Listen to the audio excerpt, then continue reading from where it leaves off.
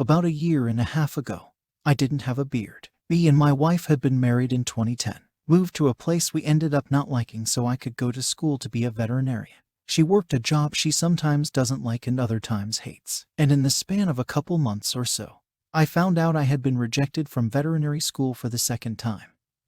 This time with no interview. I realized it was time to give up on my lifelong dream. I also realized my fallback plan was to climb the ladder and work retail, which wouldn't see better pay for a long time. We didn't know what we wanted to do with the rest of our lives. She had been distant for several months and was always talking to this guy on Instant Messenger, someone she used to know that lived a few states away. And she grew more distant. After months of this, I finally broke down, woke up around 4 a.m., took her phone into the next room, and snooped around on it. I found she was having meaningful conversations with this guy, and then sexting with him, and sending nude pictures to him. He never sent any back from what I could tell. I broke down and immediately told her I found this, and she didn't really seem too apologetic or sorry. Just shit, I got caught. And she admitted she wasn't happy, but didn't want a divorce. So I grew a beard, because I didn't want to do anything. She said she still loved me, but she was just so unhappy, trying to do anything to make her happier, and that this guy was a mistake. But she needed to talk to someone not depressed like me, so she would still talk to him, but no sexting.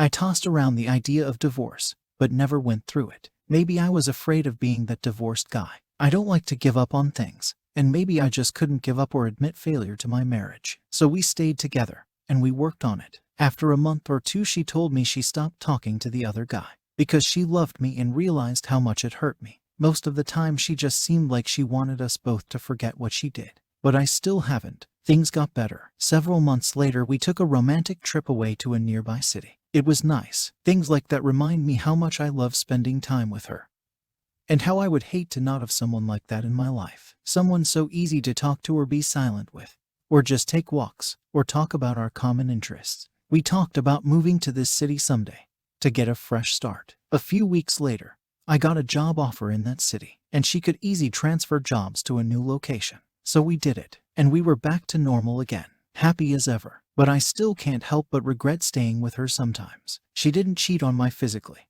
but emotionally by opening up to someone else and talking to them and not me, and sending nude pictures and sexting frequently. Some would say it's not so bad if it's not physical, but it is to me. It hurts just the same. I'm 100% confident that if this guy lived closer to her at the time, that she would have had sex with him on top of it. That's the part that makes me regret staying with her, because now that it's been a year and a half, I'm still so sure she would have done it. The fact that it wasn't physical was probably the only reason I decided to stay. Part of me wants her to mess up again, so I can easily say nope. That's it. You only get one pass, so I can just leave her. I've thought about it from time to time. I'd take the dog that she doesn't like much, and the rabbit she doesn't take care of. She'd want to keep the cat, but I'd take her too, because I love the cat. And when we purchased her, it was in my name, and so has every vet visit and flea pill. My name. I bet I could take her to court and win. We'd split our things fairly, find a way out of our renter's lease, and that'd be it. I'd live by myself again,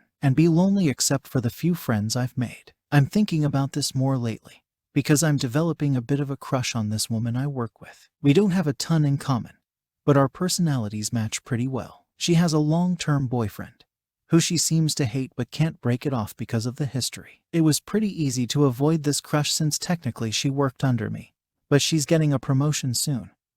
So technically we'd be on the same professional level, and we will work together more. I know I won't cheat though. It would hurt too much. It's not fair, even though my wife did it to me. And I doubt she would. She just doesn't seem like that kind of person. But I can't help but imagine how my life would be I had divorced my wife and moved to this new job by myself. I'm too chicken to talk to women, so I doubt I'd date much. But I'd definitely be trying to gather the courage to ask out this girl I work with. Only then I'd actually be able to act on it. But I won't. I'm still with my life. When we're together, it's good. We have our problems, like any couple. I wish she would leave the job she hates and find something else. But she's too afraid to be rejected after an interview. She wants to go back to school though and become a college-level professor and a writer. So I'm proud of her for that. But that won't be for another year or two, and I wish she would get a new job now.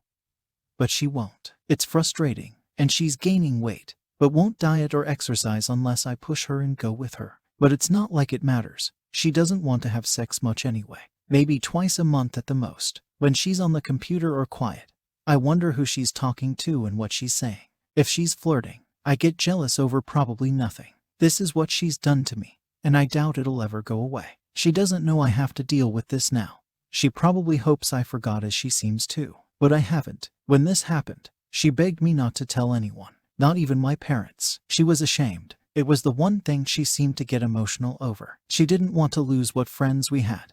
She didn't want our friends to hate her. And I felt bad for her. And how lonely she would be. And how I wouldn't want my friends to know my dirty laundry if we stayed together. So I didn't tell anyone. No one knows. And I have no one to talk to. And no one to tell that I secretly think about getting a divorce and how I sometimes regret not doing it. But I can talk to random people on the internet. That's something.